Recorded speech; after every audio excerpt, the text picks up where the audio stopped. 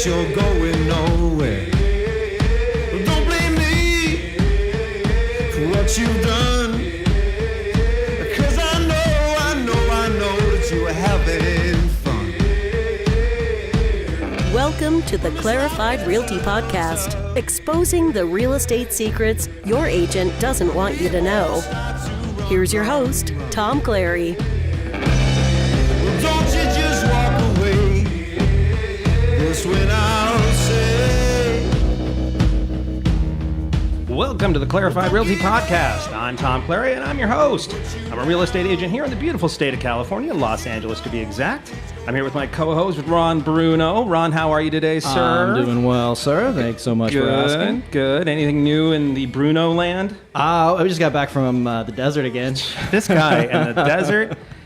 So did you guys gamble again? No. Gambling. Oh, you say that like you're like, oh, how would I ever say that you guys were gambling? I mean, we have a U.S. Postal Inspector here for today. Well, we're not talking about like you're playing dice against a wall, Bruno. We're just talking about whether or not you got, went into an actual casino that is legal. No, we're not. I mean, Karen and I were not big gamblers. That's really Vicky, my dad's wife. So she loves it. Can't get enough of that. But you got your fill of pina coladas and beer and all that. Yes. So we have some drinks by the pool, and that's what you do there. You just spend all the time in the pool, and it was nice. It was connected to the hotel, so it's the Westin Desert Willows. Westin Mission Hills, and the hotel is right there on the property, along with the villas.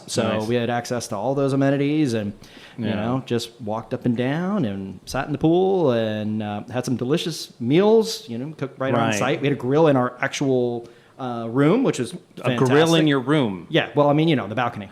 Okay, because I was about to say, it's probably not such a great idea to have a charcoal grill. I'm not one of them scientists, but I'm guessing that maybe having, briquettes burning. There were two smoke. fireplaces, so we just, as long as there's a carbon monoxide alarm in the room, it's maybe give it a shot. Yeah, no, but it was nice just having the grill right out on the balcony, and we had some fish and some nice steak. Oh, it was delicious. My wife's an amazing cook. Now, on the other side of that coin, for the folks with families who, my twins and all that, I'm not saying that I'm jealous of your lifestyle at all. I'm just saying that for me, my Labor Day was spent with, I think we were at Disneyland for 6 hours. Oh, wow. 6 hours. 6 hours? It's almost not worth it. Did you go on one ride? Yeah, two. We actually made it onto two. Rides. Right. Well, and we got to look at a third one, which was, it's nice what they're doing with, the lines nowadays. Yeah. It's so long that you just kind of, you don't even realize that it's been 4 hours that you were standing there. Unbelievable. Karen, we're going back to Universal on our last day, able to use that pass. So we're going on Tuesday. Good old Universal. No lines. Everything's going to be great. I've said it here before. I used to be a tour guide in Universal Studio. That's one of the highest scores on the written exam. That's pretty useless. If you're a tour guide and you're getting the top. If they can only see you now. Right? I know, right? Now having a podcast. That's amazing. Yeah. I don't think anybody would be jealous of me right now, Ron, but that's neither here nor there. So the big news for the week is that Experian. Equifax has come out and let everyone know that they may have compromised up to, 143 million customers' personal data? So about half of the country is compromised. Social security numbers, credit card information, birthdays, addresses, all of that. Nothing too important. Yeah, nothing that you really. No one needs that information. Yeah. So we're gonna go into that a bit today. Yeah. But we're going to talk a little bit about it first, and just out of complete coincidence, our guest for today is Mark Trachtenberg. He's been a U.S. Postal Inspector, which is basically the law enforcement arm of the Postal Service. I said, what did he do? He's like, I'm like the FBI agent, but for your mail. He's been doing it for about 10 years, and he's going to give us insight into what went down and homeowners, what homeowners and potential homeowners need to do in order to, what they should be looking out for and how they can help protect themselves. So, Mark, how are you doing today? Great. Well, we're going to bring you right in on this news because this is, breaking news, and I think that you probably have a little bit of insight on this. What is it that we're actually? What do you think is most at threat here? Like, what do you think could potentially these things could be used for? Well, I think Ron's job is going to get harder because of this. I mean, because once that information's out there, what is the value of having an individual Social Security number if it's available to anybody on the internet? Here, just use mine. Yeah, I mean, so it's going to be up to Ron to do a lot more work to verify people's identities, that they are who they say they are. Right. Absolutely. So what are your thoughts on this, Ron? I mean, because you've been doing kind of some the news work on this. Yeah. So I mean, we talked about this last night, right? So on it came out yesterday, and we had it in the Alexa flash briefing, right? So that was, if anyone tuned in, everyone please check out our Alexa flash briefing. We're very proud of it. Yes. But yeah. And the whole time I've been thinking about it today is I've been waiting for my company to issue some statement. Yeah. Right? Because it is going to affect. And I'm thinking the next time I run somebody's credit, the question's going to come up, right? They're going to say, oh, you're going to run that against Equifax? Well, is that going to be safe? And, what exactly, should we do? So I think, what's interesting is, first of all, Equifax, this has been going on since mid-May.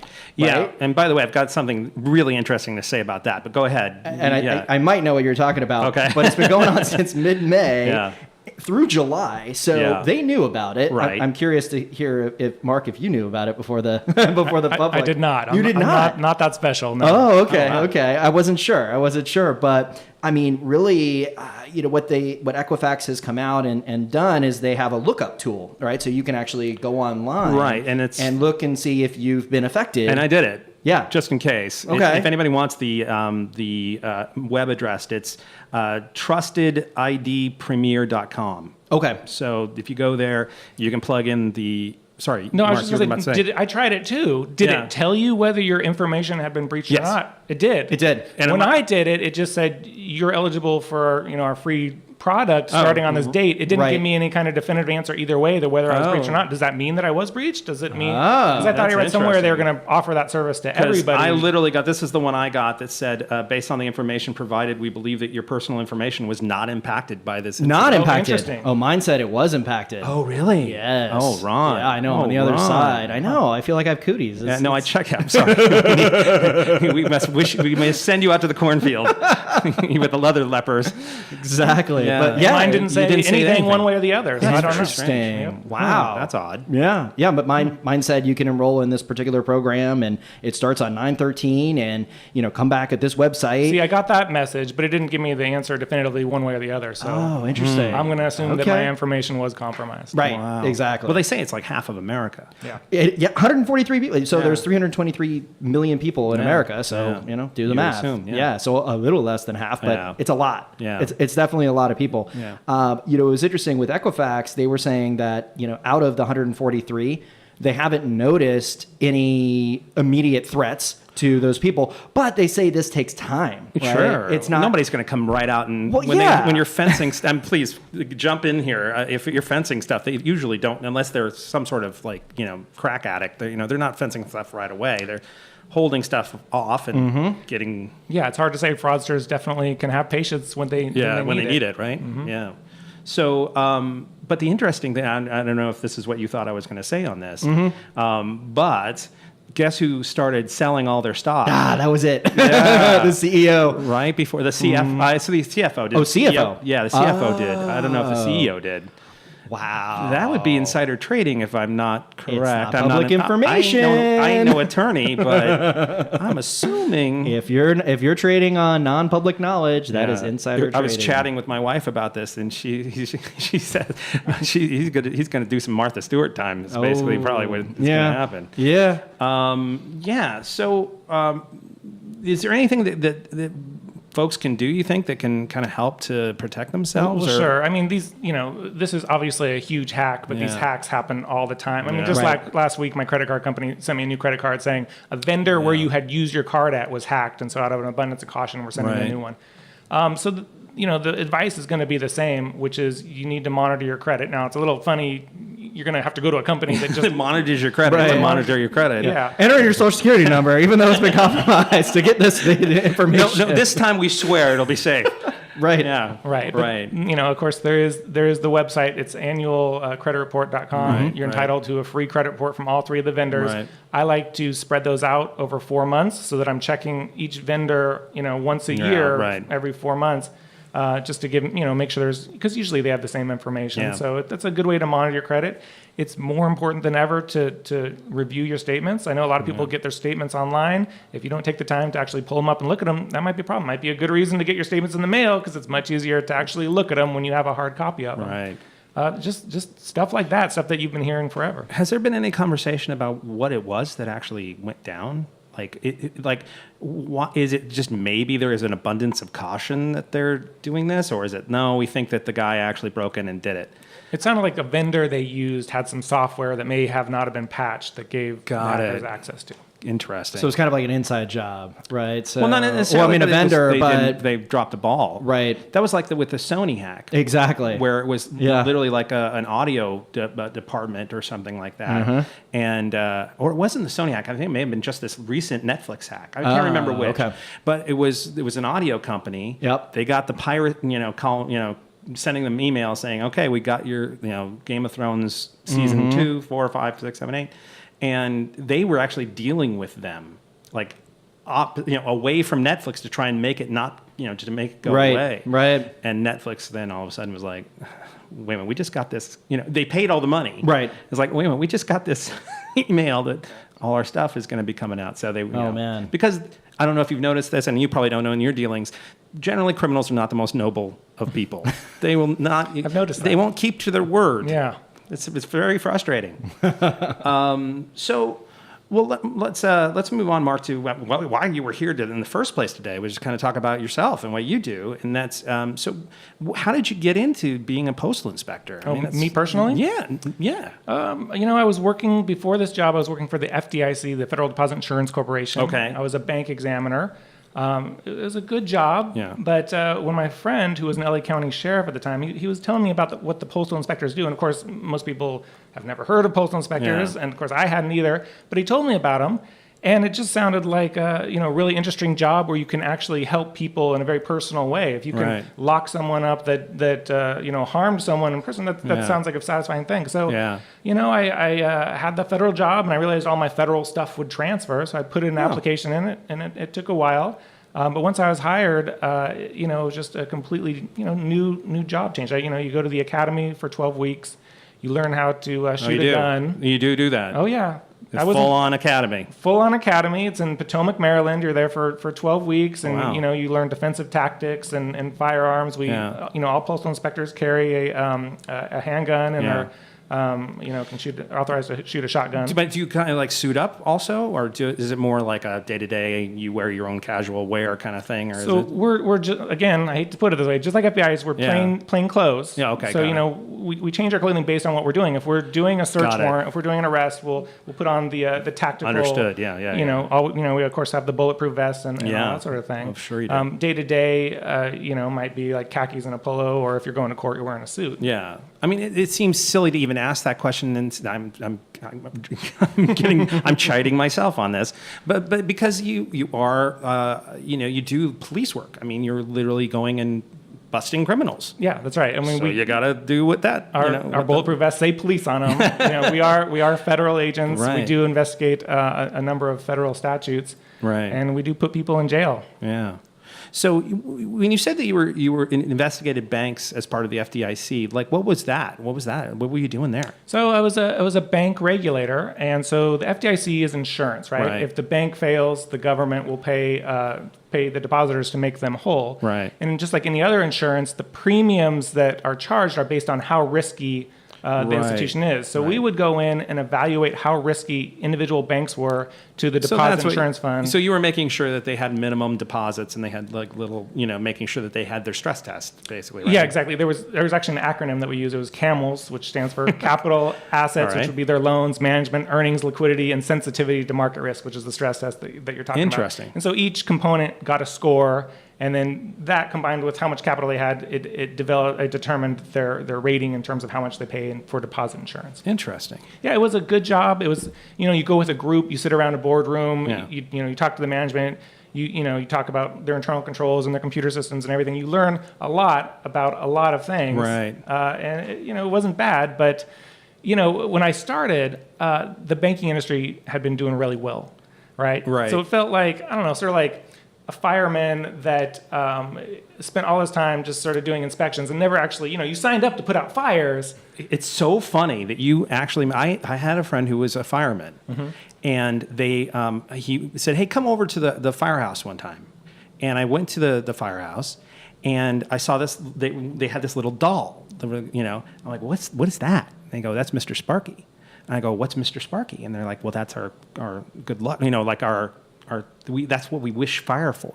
Like, I'm going, what are you talking about? And they're like, oh, we want fire. And I'm like, what are you talking about? Because it's like, that's what they're trained to do. They've been trained and trained and trained. That's their job. And it was just the most amazing, crazy thing to hear. Right. You would think, firemen don't want this. They want to sit around the firehouse. Right. And well, you always hear that the cook arsonist chili or turns whatever. out to be the fireman, right? You've heard that a lot. Yeah. So it's sort of. So it's true. Well, look, as a bank examiner, I felt like I was giving the bankers some tidbits about you can tighten your internal controls here, but it wasn't. I felt like the bank would have been fine whether I was there or not. Now, all that, of course, was before the mortgage crisis. Okay. So were you there for the mortgage crisis? I left in 2008. Oh, so wow. So right there. So I had applied for my current job as a postal inspector, maybe a year and a half before that whole thing. Okay. And then the banking crisis hit. And so I was there for the tail end. So were you kind of like going, oh shoot, I could have stuck around and had the action, or were you like, I'm okay getting out now? It was exciting, but it was a very stressful time for the regulators. I can imagine that. Yeah, it was. It was a stressful time. So interesting. Yeah, when the opportunity came up, I was ready for the change, and it's been great.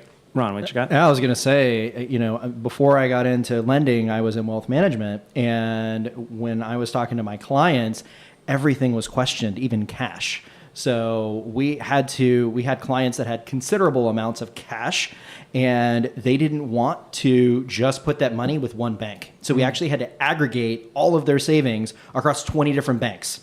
So you take $250 underneath the deposit insurance level. So if one of those banks failed, yeah, exactly. So we had 20 different accounts for someone who had $10 million or whatever the number is. Yeah. It was absolutely insane back then. Yeah, I wish I had that problem. Right. So let's go kind of day in the life. Let's talk about some of the very kind of the things that you're investigating. Like, what is it that a postal inspector investigates? What are some of those things? Sure, yeah. We have actually a number of different teams that focus on different things, right? So there's a team that focuses on drugs in the mail. There's a team that focuses on violent crimes, burglaries, robberies. We've got carriers that go into every neighborhood in the country. Obviously some are not so great. So, if there's a robbery, we investigate that. Oh, interesting. Before we started, we were talking about revenue fraud. If people are cheating the post office out of postage, big companies. Go into that. Like, how can companies be cheating the post office? Well, the big companies, when they mail, they get discounts if they process the mail in a certain way. In bulk, right? Yeah, in bulk. And if they represent that they are sorting it in a certain way, they're not actually doing it. They take the discount, but they didn't actually earn the discount. So it can actually rise to the level of being a criminal event. Oh, interesting. Yeah. Wow. And then the thing that I've been doing for about the last 10 years is I'm on the mail fraud team. So we investigate any kind of fraud where there's some relation to the mail. Interesting. So what would the example of that be? It could be anything. So I've spent a lot of time working Ponzi schemes. Okay. So explain a Ponzi scheme, just so folks kind of understand, like what, I mean, we heard with Matt Madoff that, Ponzi scheme, and that word kind of kept on going. It started with, isn't Ponzi like, it was some sort of stamp thing that happened way back when, right? Yeah. Ponzi was a guy that figured out, there was like a overseas or international stamp, something to that effect. Yeah. And he figured out that he could, if he bought them, one location and sold them somewhere else, he could like an arbitrage of those two things, he would make a little bit of money. But then it started to kind of. So he told people, hey, if you want to invest, help me buy stamps. We can make some money. Yeah. And then of course it turns out that he wasn't actually using the money to buy stamps. He was paying interest on the previous investors. And you talk to the previous investor, how's your investment going? Oh, it's great. Yeah, he pays me, every single quarter, every single month, clockwork. You should do it too. And people are like, oh, that sounds great. They put money in. Of course, that money's being used to pay the first guys. Right. It grows and grows and grows until eventually you can't get enough investors, new investors, because it grows exponentially to pay the old investors, at which point it collapses. Right. Collapses, everyone loses their money. It's a bad thing. Is it related in any way to like pyramid schemes, or is it more of a... Yeah, like, it's sort of like that. I mean, you've heard people describe multi-level marketing as a pyramid scheme. Yeah. So it's sort of like that, but, not exactly. Ponzi is more just, using the new money to pay the old people. Got it. So how does that affected by the mail? So again, mail fraud is any time fraud is done where the mail is used to help facilitate that fraud. So that could be an advertisement was mailed to a potential victim, or a check was mailed from the victim to the fraudster. Anything like that. As long as it involves fraud and the use of the mails, we have some jurisdiction. Got it. So Madoff would send out statements, right? And that went through the mail. Oh, so that's how they got him? Uh-huh. Oh, interesting. Well, I mean, you can watch the HBO series and go for the whole background. Right. But that's how it would affect the mail. Because as as if you're working for a wealth management company, you need to send the client statements. Got it. Now that goes through email if they choose that. But back in the day, it was all mail. I mean, it's sort of like getting Al Capone through taxes almost. It's like finding that thing that kind of gets him. Got it. So the question is that I was thinking of is where, what should people be looking for if they're getting like some sort of advertisement? Is there anything they can be looking for in terms of what they get and receive? To say, oh, maybe that's not so up on the up and up. Sure. I mean. Fraud can take on many different forms, right? The definition of fraud just means using deception to take something of value, money. Right. So if you get something in the mail, you have to evaluate: does this make sense? Right. If they're offering an investment, you have to do your homework. You have to ask questions. What am I going to be putting my money in? How is it going to get paid back? Are there telltale kind of signs to look for in a Ponzi scheme? It comes down. Or is it something like, oh, it's hard to see coming? If anyone ever offers you, a high rate of return, and say that there's very little risk, that would be the number one tell. Number one red flag. Got it. Right. Got it. So I'm sorry, you were going to ask. You thought something about in terms of where is. God damn it, dude. You all right, dude? Am I okay? I'm messing you up. I don't know. What the hell is going on here? Sorry. The elements of a fraud? Yeah, let's do that. Okay. So what are the elements of a fraud?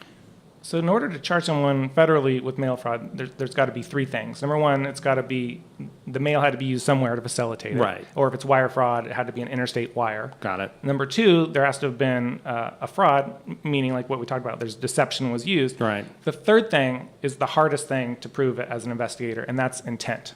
Got it. So if you have a guy that says, listen, if you invest $10,000 with me, I'm going to pay you, X percent. If he fails to do that, the question is was he just a bad businessman, or was there intent from the very actually get-go defraud the to people? Defraud you? Yeah, and that's I think the hardest part when you're trying to prove fraud. If I have had numerous cases, and you said what did he promise to pay you, and he said, well, he promised X return. Well, what did he say he was going to do with your money? I don't know. That makes it really difficult for me, because I need to be able to prove that what he said was a misrepresentation, a specific misrepresentation. Right. So even if he were to say, oh, I'm going to invest your money in real estate. Well, if he uses that money to pay off, his mortgage, he did invest it in real estate, right? Right. So it's important if you're going to invest in something to get real specific with, okay, well, what are you going to do with my money exactly? And if he says, I'm going to buy plots of land and break out the plots and make tract homes, that's very easy for me to go back and prove whether he did that or not. But if you don't get the specifics, or if you don't have any kind of documentation of what he specifically said he was going to do with it, it makes my job a lot harder to prove the fraud. Absolutely. And it's interesting when you were just saying that, I was thinking about how there's so much that folks kind of hand over their autonomy to other people to kind of like, listen, I don't know what the hell I'm doing with this. Mm-hmm. So I need to give it to some expert in order to take it and do the thing. How am I going to know what the hell it sounds like? If he tells me, oh, I'm going to do this, this, and this, and I'm going to waka waka waka, they're going to be like, okay, I guess you sound like you know what you're talking about. You know what I mean? So what do you think folks should do to educate themselves? Like, what do you think it could be? helpful. That's one of the hardest issues right there, right? Yeah. You're trying to rely on an expert, right. someone that's claiming they're an expert. How do you actually verify they right. are who they say they are?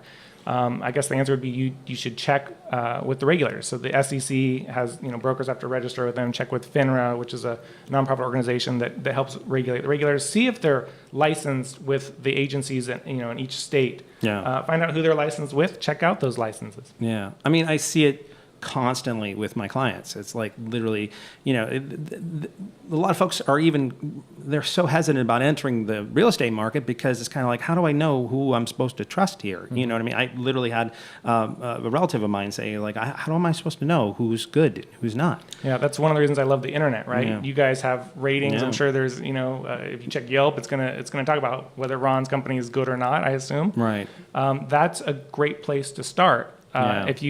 If it's a very established company, you're going to find a lot of ratings, and that will give you a good idea. If they're not established, if you can't find anything, that's when you got to be a lot more cautious. You got to start asking for references. You got to try to do some outside verification. Don't just rely on their website, because anyone can put up a website. Don't just rely on someone that they told you to call, because it could be their partner. Right. Yeah, I have clients that they'll check the Better Business Bureau, mm-hmm. right? So they'll check out what the rating is on my company. They'll look at Zillow. They can go to the NMLS, mm-hmm. right? So the mortgage licensing system that's regulated all over the country, and they can actually go to that and do an NMLS search on my name or any other loan officer that's out there. I would think, Tom, is there a similar type thing for realtors? Not as much as there should be. Yeah. I mean, you can go to the BRE, which is here in California, the Bureau of Real Estate, mm-hmm. and you can verify a person's license, and you can see whether or not they've got any kind of, dings on their record or anything like that. And it's definitely worth doing. But, whether or not you can find out if they're an expert or not, it's really hard unless somebody's been in the crucible with them, to really kind of know, they know what they're talking about. They're not just, mm-hmm.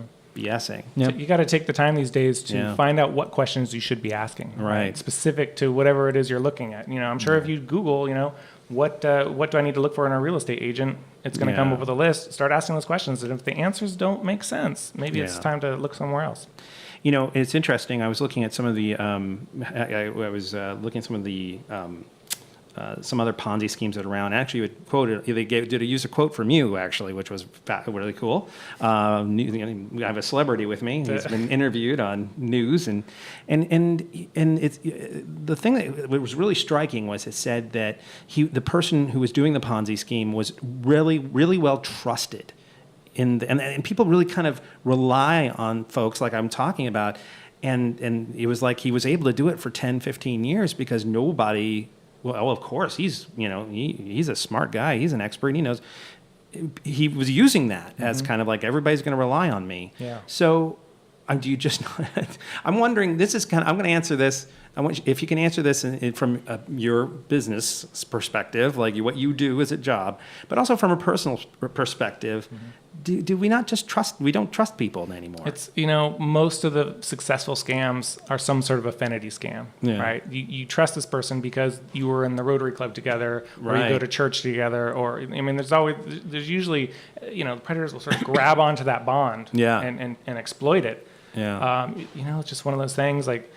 Can you trust everybody? I hate to say no, you shouldn't ever trust anybody, but try to do your independent homework.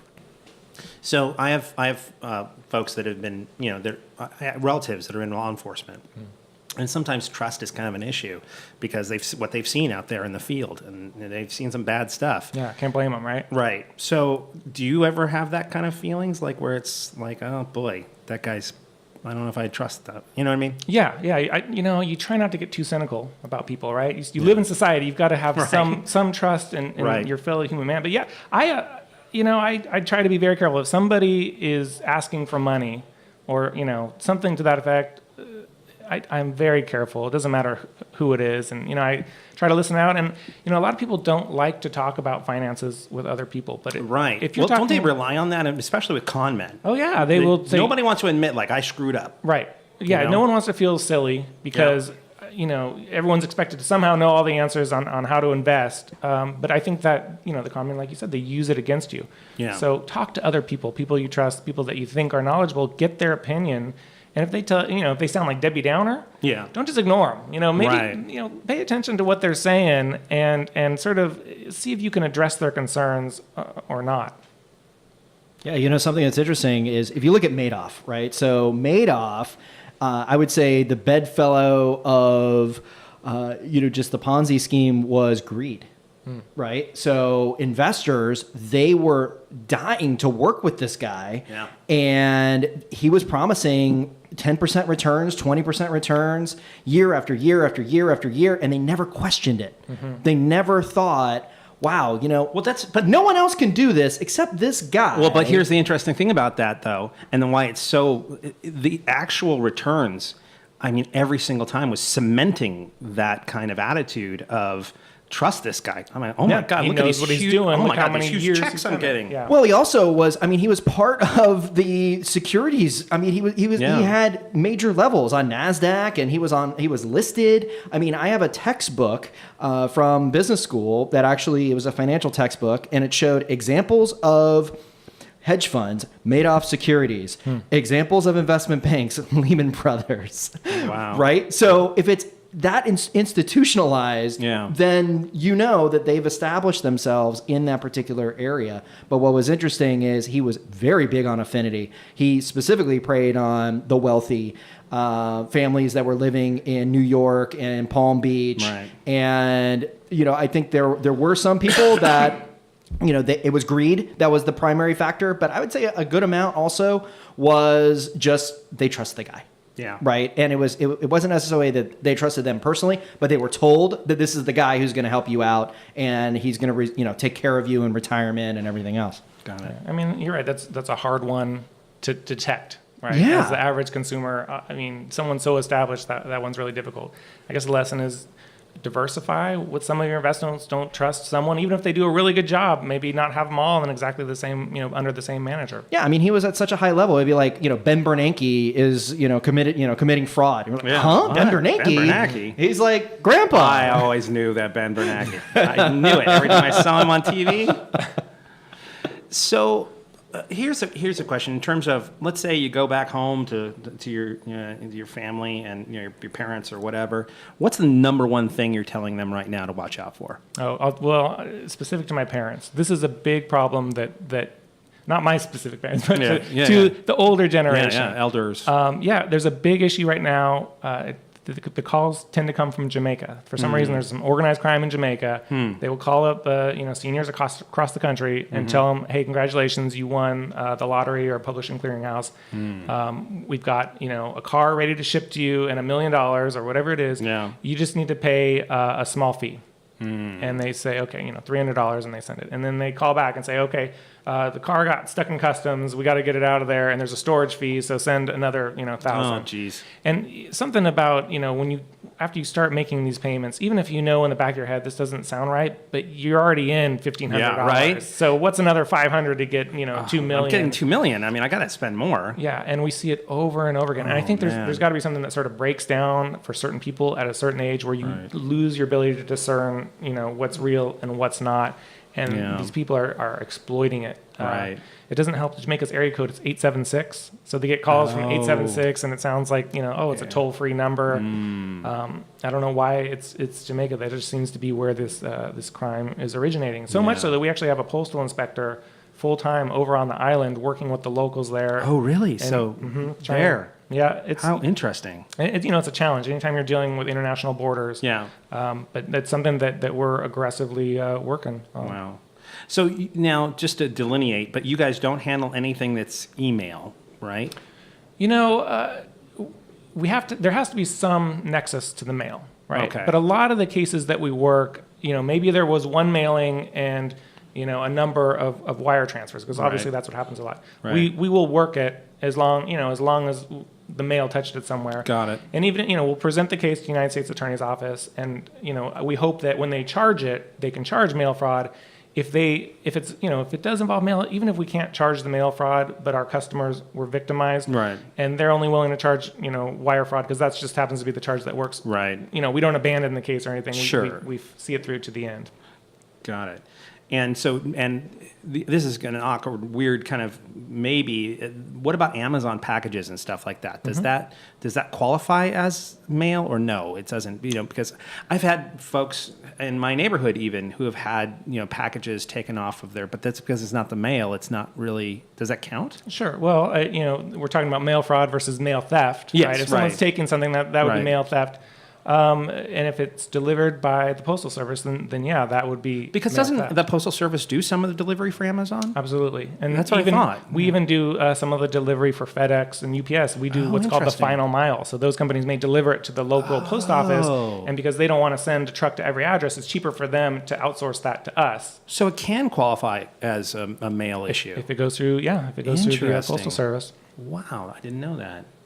Wow. Yeah, it's interesting. I think something that I'm definitely seeing. I've been seeing it for probably at least 2 years, but it looks like it's reaching a crescendo, and that's wire fraud, right? Yeah. And I mean, we even had mandatory training on it yesterday because there are hackers that are coming in and they're phishing, right? So they're sending an email to try to get access to our systems and saying, hey, we got a question on your commissions, or we have a question on your escrow. And the idea is that if you click it, that accesses the main system. But what's happening is when you send your 20% down, right? So if you have buying $1 million home and you're going to be wiring in that $200,000, what's happening is they're actually replacing the wiring instructions from escrow companies with other account numbers and tracking and all of those, the wire number, the account number, the bank's number, so that everything looks exactly the same, but just that number's different. And then when you wire it, you're actually wiring it to Jamaica, right? And you're never getting your $200,000 back. Right. So, I mean, what are some of the, from a mortgage and a real estate fraud standpoint, what are some of those, specific to the real estate and mortgage world? What are you seeing, including wire fraud in your line of work?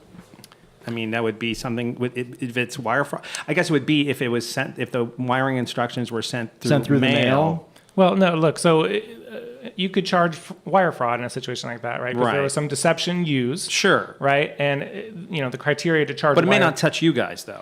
No. Then, right. But we're just talking about wire fraud, right? Right. So, right? As long as the wire, it has to, any kind of electronic transmission was used to facilitate it as long as it crosses state lines. That's one of the requirements with wire fraud, right? Oh, okay. In order for it to, to have the federal nexus. Got it. And as long as okay. Yeah, I get that. Okay. Right. So you got to have the intent, those three elements, then yeah, you could charge the wire fraud. Interesting. So what else in terms of let's talk about a little bit about identity theft. Do you deal with that at all or no? Sure. So what are some of the ways that folks can protect themselves, and especially with their mail? I mean, I've always, do I have to shred every damn thing that I ever get from the mail? I mean, it's terrible. I literally have this pile of papers in my office at home.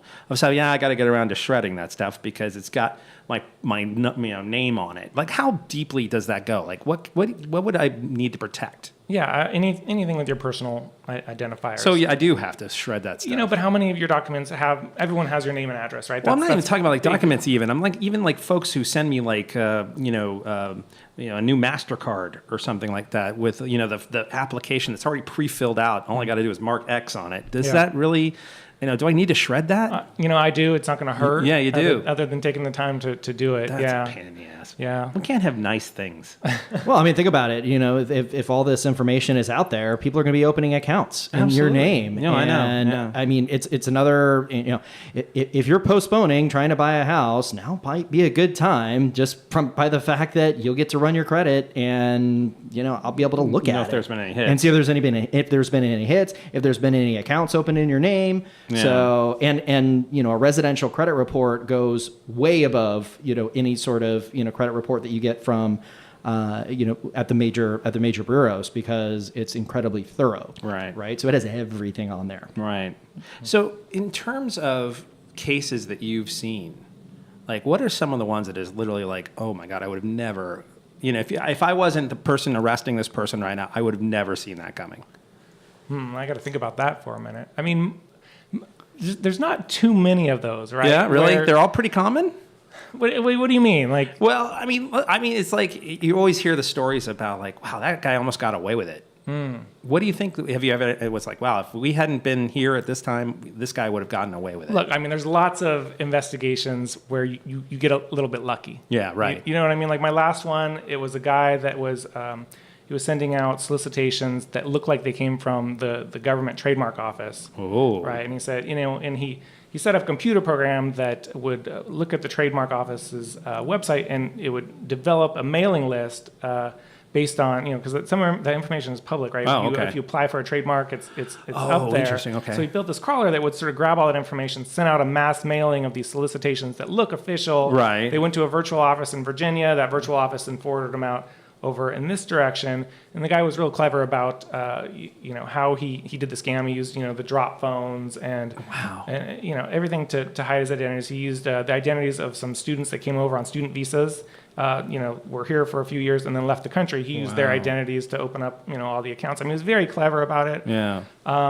We used a bunch of investigative techniques and we were able to catch him, but it was a challenge, and some of it was luck. We're doing some surveillance, and being at the right place at the right time definitely can help. Right. What if there was one case that you think had the most impact that you've done, like literally like, we saved a lot of people because this happened. What do you think would be one of your like top?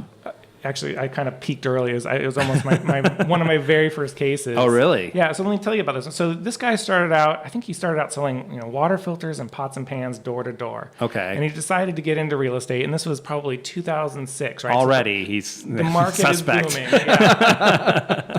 So he was trying to find people, and this was the time when the banks were doing the stated income loans, sure. right? We called them the liar loans. Of Those course. are where you only had to say, is that right? Like, sure. What your income was, but you didn't actually have to prove it. Yeah. But one of the things the banks required is that you had to have 3 to 6 months of payments in your bank account. Well, the people he was trying to help didn't have that money. So what he did is he found other people and said, listen, let me borrow the money for 6 months, and I'll pay you 6%. And 6% doesn't sound all that much, but right. he's paying them 6% per month. So 72% per year, right? God. Started doing that, so it worked. And what he realized is people like earning 6% per month. Right. And, so then he started, taking in more payments from people, even if he didn't have the real estate deal. And it was the beginning of a Ponzi scheme. Wow. Right? And it grew and grew over a couple of years. So after several years, about 2,300 people, he took in $65 million from them. Wow. Yeah. Wow. And most Ponzi schemes, we don't hear about it until they collapse, right? Right. Because nobody comes to us until. Well, that's what I was about to ask you. Is it like, what's the percentage of like where you hear from someone who's a victim, or you guys found some sort of strange weirdness that we need to look into? Yeah. Like, what's the percentage you think? When it comes to like Ponzi schemes, Sure. 10% we hear about it before they completely collapse. So it's like 90%. It's like afterwards. Yeah, because if you are getting your payments every single month, Yeah, nobody's complaining. Everybody right? loves it. Right. Yeah. The only reason we found out about this one is because we were investigating another one, and we were talking to an insider that worked there, and he said, "Oh yeah, by the way, this guy over here is doing the exact same thing."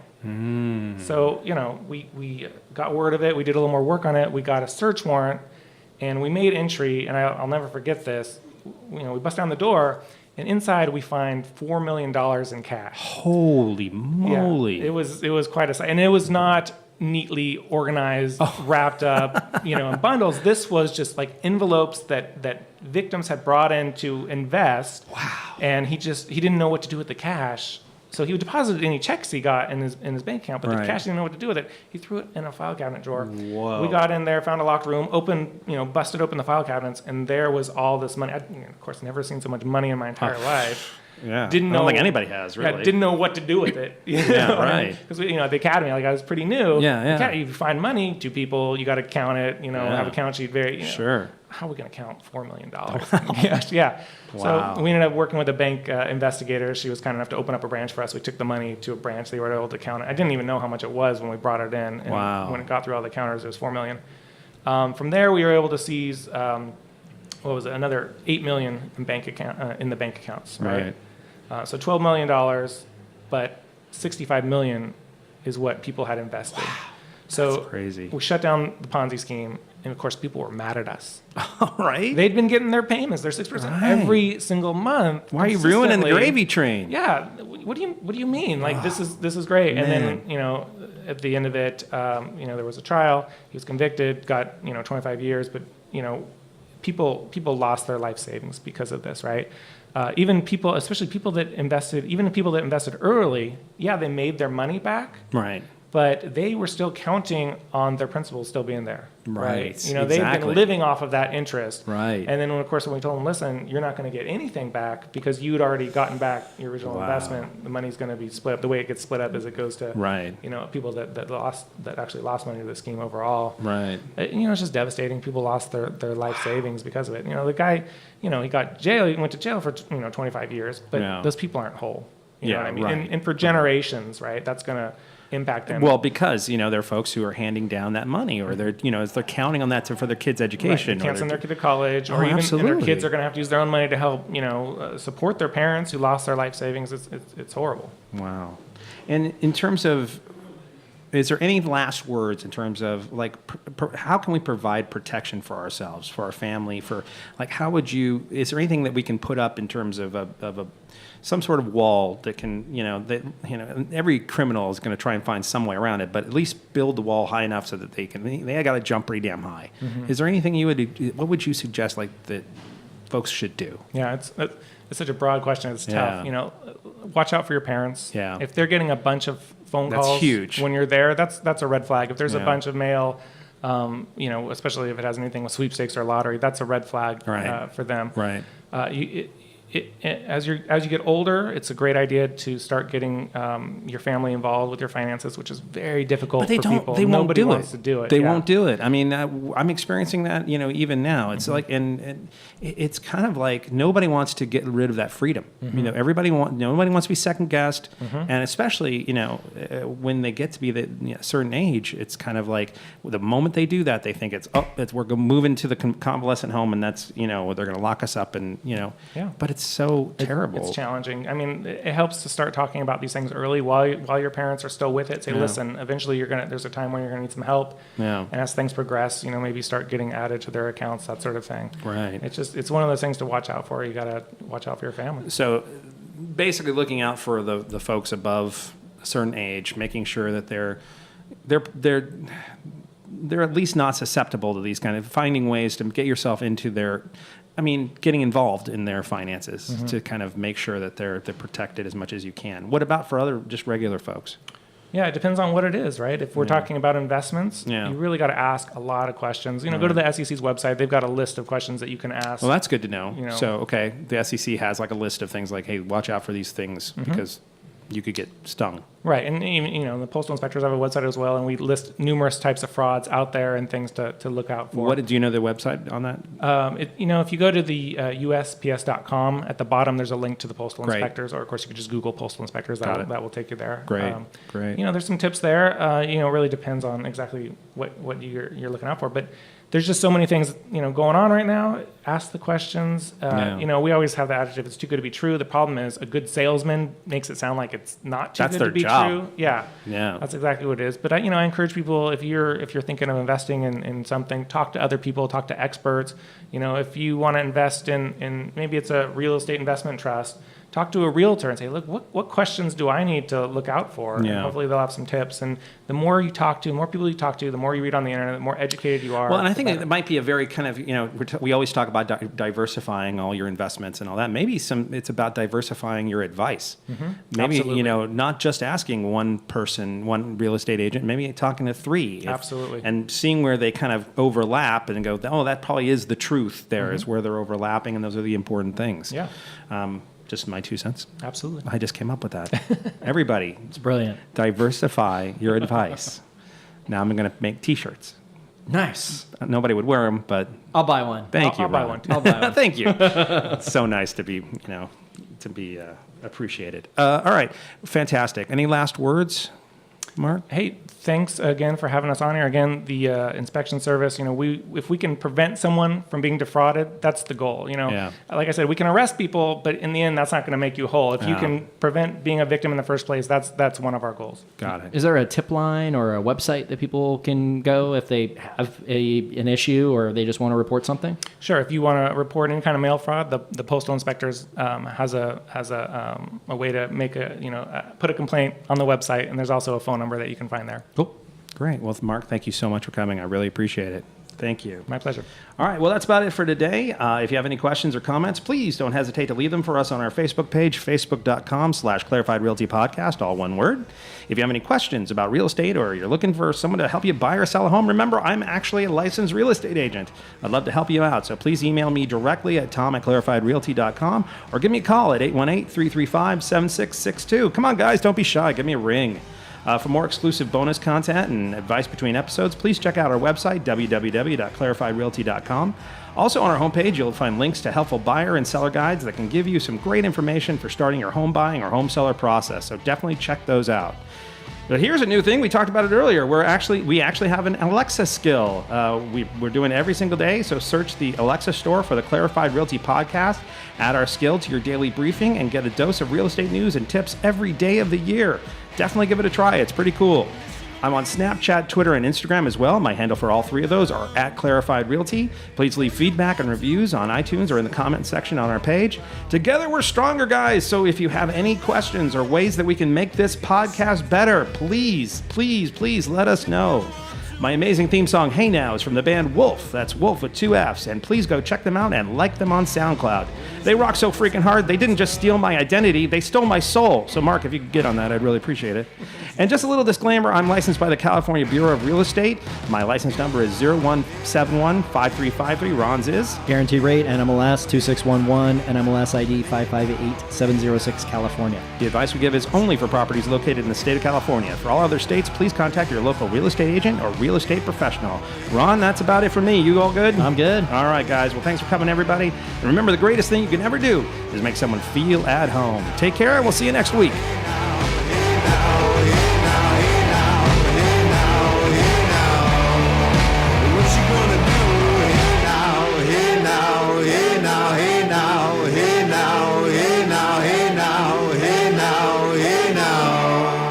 What you gonna do with your